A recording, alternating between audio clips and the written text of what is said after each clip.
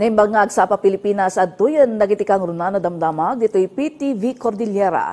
Nangilatang ti Department of Social Welfare and Development itinasurok 1.4 billion pesos para iti implementasyon dagiti proyekto a mangalayay iti epekto ti El Nino phenomenon. May sa Tirion Cordillera nga agnumal kadagitoy. Report idanon ni Glory Balegan.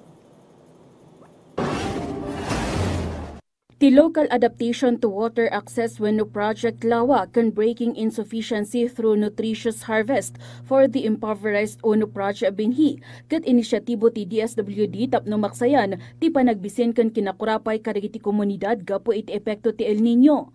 Napunduan ti Cordillera Region itinasurok 71.79 million pesos.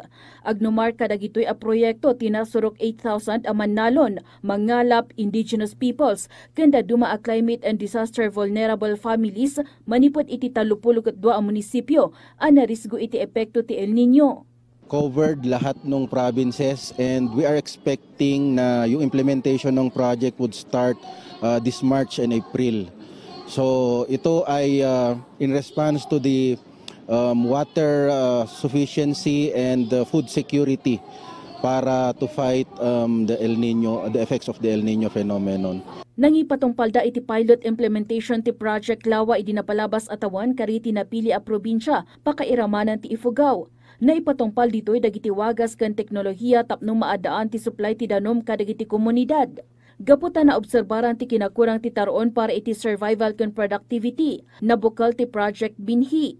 Babaan kadagiti proyekto. May sayang ka ti learning and development sessions.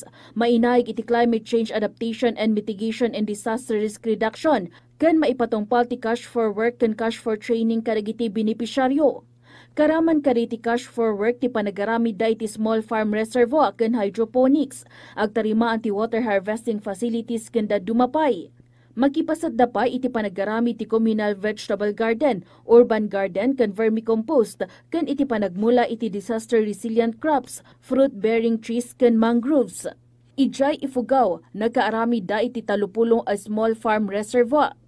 Last year we have implemented yung Project Lawa and Binhi sa Ifugao. We targeted yung Aguinaldo, Hungduan and Alfonso Lista. Pero nakita natin na maganda yung ating implementation, that's why nag-expand tayo sa whole Cordillera. Nalpas matan ti orientation kariti masaanan nga LGUs ti Cordillera para iti implementasyon ti dua a proyekto. Mangrugi itaabulan ti panagpirma ti DSWD ken dagiti LGUs iti Memorandum of Understanding. Glory Balegan para iti Pambansang TV iti Baro a Pilipinas.